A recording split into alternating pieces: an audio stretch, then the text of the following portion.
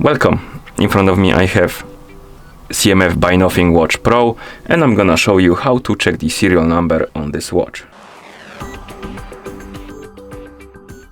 First thing we need to do is to wake up the screen on our watch. You can do it by pressing the side button.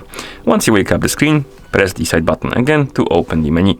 Then scroll down, find the settings icon, and once you find it, tap on it. In settings, find the system menu option. Oh, not system menu, about option. This one, the one with the exclamation mark.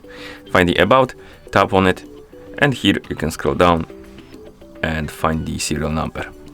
And the string of letters and numbers, this is our serial number. And once you're done, you can press the side button to go back to watch face. And that's how you check the serial number on this watch. Thank you for watching. If you found this video helpful, please consider subscribing to our channel and leaving the like on the video.